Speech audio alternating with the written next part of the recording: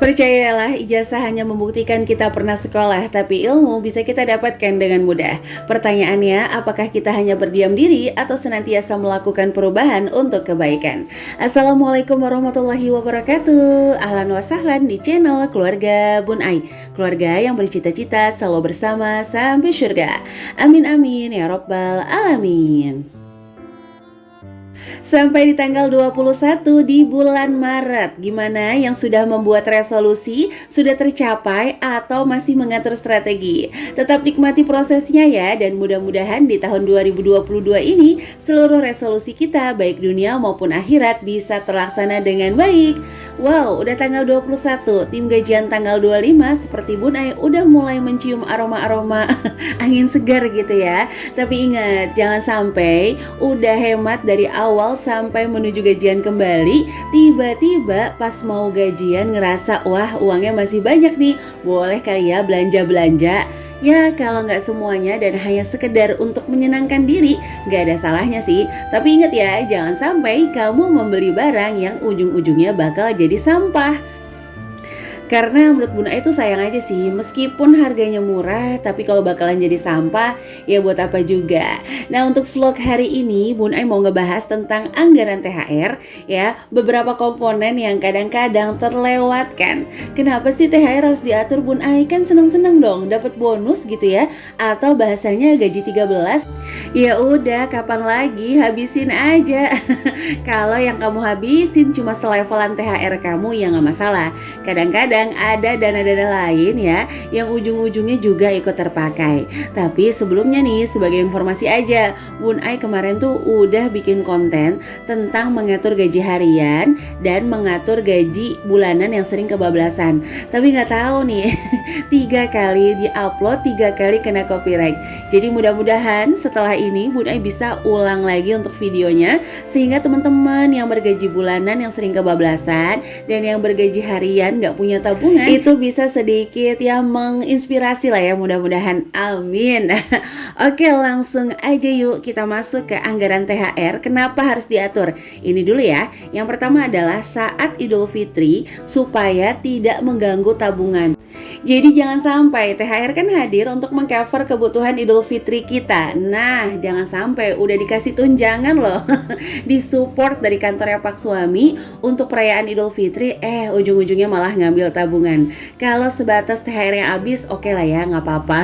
Gampang, nanti nabung bisa dipikirin lagi. Tapi kalau udah ngeganggu tabungan dan nggak bisa ngebalikin tabungan sendiri, ini agak berbahaya ya teman-teman.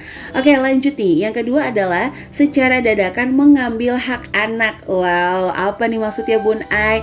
Ingat ya, setiap anak nitip sama kita itu adalah amanah. Dan cara kita menjaga amanah anak adalah nanti secara alam bawah sadar adalah cara anak menjaga amanah kita. Jadi jangan sampai ujung-ujungnya dititip sama ibunya amplop-amplop tapi nggak tahu deh kemana rimbanya. Nah itu hati-hati banget ya teman-teman. Boleh nggak sih Bun Ai aku pinjem dulu THR-nya? Dicatat. Jadi gunanya mencatat tuh kita benar-benar tahu berapa sih uang yang keluar, berapa sih uang yang masuk, dan uang apa aja nih yang keluar. Jadi ayo hati-hati ya kalau nanti anaknya nitip untuk THR-nya, meskipun dia masih bayi dan gak ngerti, tapi Allah punya CCTV. Kalau dari awal kita udah menggampangkan hak anak, hati-hati, bisa jadi nanti anak juga menggampangkan kewajibannya kepada kita. Ya terdengar simple sih, tapi masuk logika juga sih, karena kan orang tua adalah suri tauladan terbaik ya. Oke lanjut nih, kita masuk yang ketiga adalah tidak mengganggu cash flow di gajian berikutnya karena anggaran THR yang kurang. Jangan sampai nih anggaran THR kamu yang kurang ngeganggu cash flow di bulan berikutnya. Oke, kalau 1 bulan gak apa-apa. Tapi kalau kamu sampai berhutang dengan menggunakan letter atau credit card sehingga kamu harus mencicil selama 10 bulan ke depan, wow, itu harus banget diperhatikan ya. Emang kenapa sih Bun Ay? Ya ampun, Idul Fitri aja ya harus tegang mikirin anggaran.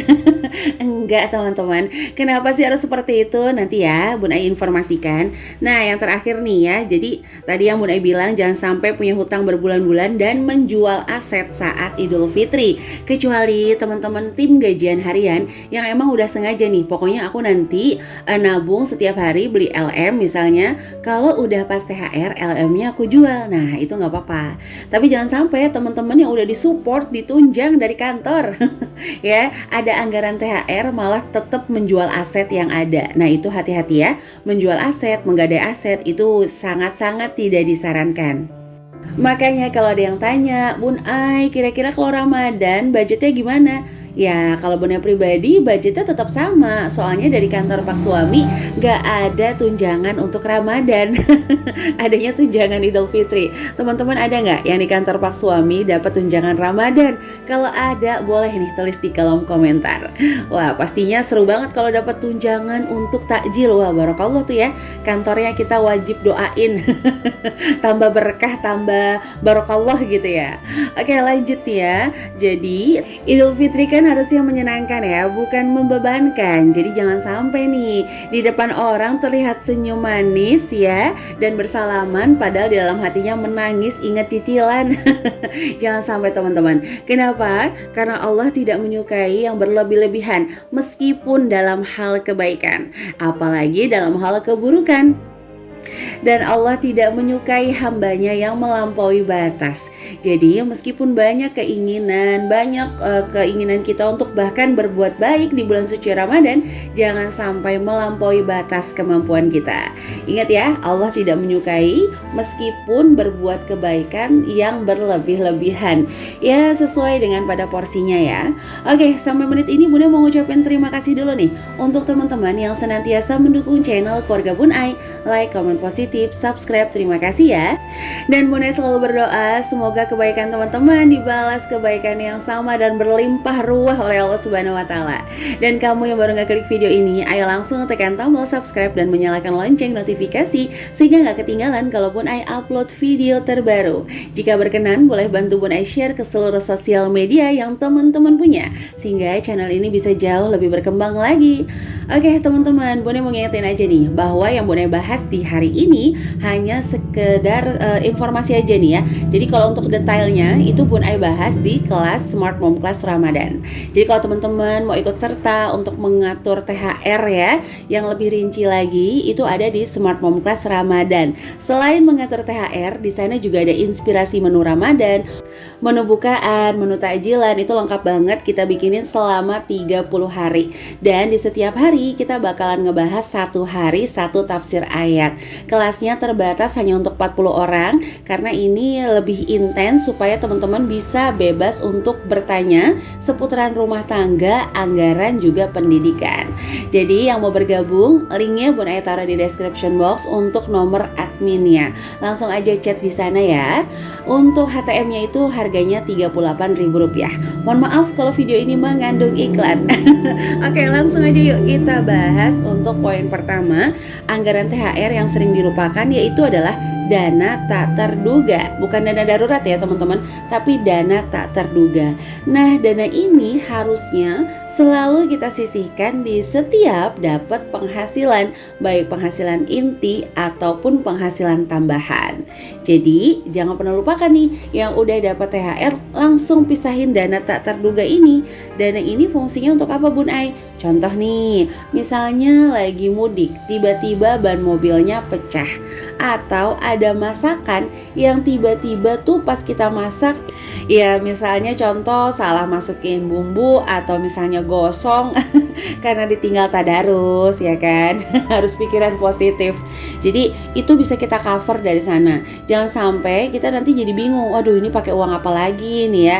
Nah itu, jadi selalu sisakan dana tak terduga di THR kamu. Contoh, THR-nya 5 juta rupiah, kamu pisahkan dulu nih 500.000. Jadi yang kamu kelola hanya di 4.500.000 untuk kebutuhan THR kamu.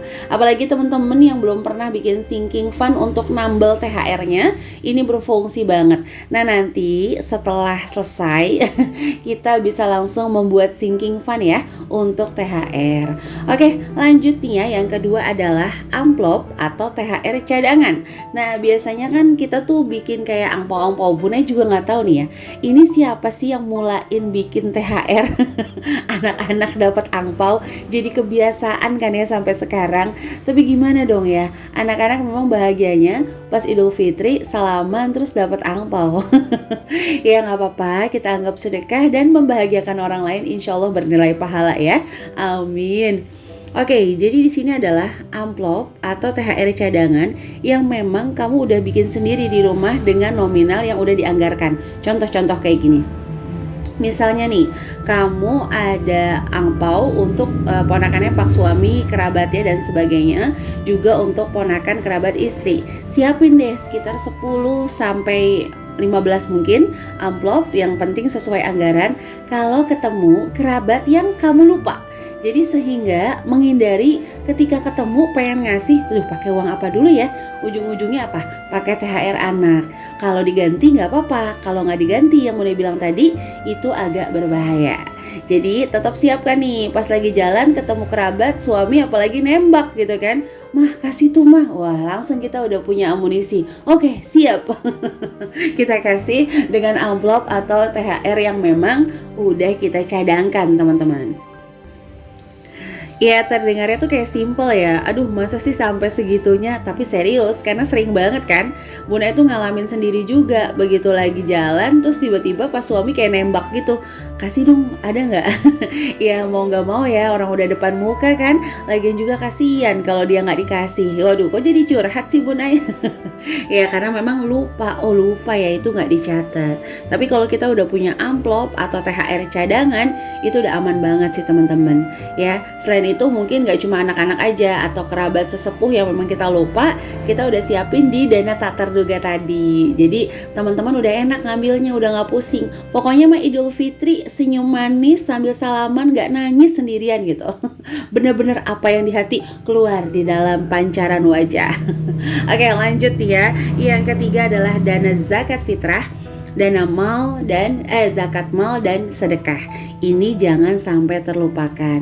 Lumayan loh, meskipun terdengar murah, tapi kalau dikalikan seluruh anggota keluarga itu lumayan juga. Contoh nih, Rp35.000. Kalau anggota keluarganya ada 4 aja udah Rp140.000. Kalau ada 5 mendekati Rp200.000. Nah, Rp200.000 ini kita pisahkan di awal karena memang itu bagian dari kewajiban. Jangan sampai pas mau bayar zakat fitrah malah bingung, ya uangnya udah habis semua buat beli baju lebaran. Ya bingung ya, uangnya udah habis dibuat beliin biskuit, beliin sembako, hampers dan lainnya. Jadi khawatir. Jadi pisahin ya untuk zakat fitrah itu di awal teman-teman, karena itu kewajiban kita. Juga pisahkan untuk zakat mal. Kalau udah masuk ke satu haul ya udah masuk haulnya, silakan dipisahkan. Untuk sedekah juga sama. Jangan sampai di bulan suci Ramadan karena niatnya berhemat kita jatuhnya kepada kikir. Nauzubillahi min dzalik ya teman-teman. Nah bahkan di kelas Ramadan Bunda tuh selalu sharing kalau bisa nih tim gaji bulanan nanti aja belanja bulanannya deh habis habis Idul Fitri selesai. Jadi belinya sekarang seperlunya aja karena khawatir udah stok belanja bulanan, stok buat hampers Ramadan, mohon maaf belibet. Ujung-ujungnya uangnya bercampur dan gak cukup sampai gajian. Tapi silakan disesuaikan dengan kondisi masing-masing ya. Dan yang terakhir di sini adalah dana entertain atau hiburan. Ya teman-teman bisa gunain juga THR untuk membahagiakan anak-anak. Misalnya mau jalan-jalan atau misalnya makan-makan atau pas lagi mudik mau traktir sanak saudara. Nah ini siapin teman-teman. Jangan sampai kita menggunakan credit card yang ujung-ujungnya akan mengganggu cash flow kita di bulan depan. Jadi 4 komponen ini penting banget loh kamu pisahin di THR kamu. Pokoknya saran dari Bun Ai, usahakan banget THR itu gunain full untuk kebutuhan Idul Fitri, jangan bercampur-campur. Jangan sampai dana tak terduga gaji bulanan kamu itu membayarkan jajan anak-anak di saat mudik. Jadi itu gunain aja THR-nya. Kalau nggak bisa nabung nggak apa-apa, minimal nggak ngambil tabungan. Oke, itu aja yang bisa Bunda sharing untuk hari ini. Sekali lagi, ini hanya pandangan dari ibu rumah tangga biasa dan teman-teman boleh banget berbeda. Sampai jumpa lagi di video Bunda selanjutnya ya. Wassalamualaikum warahmatullahi wabarakatuh.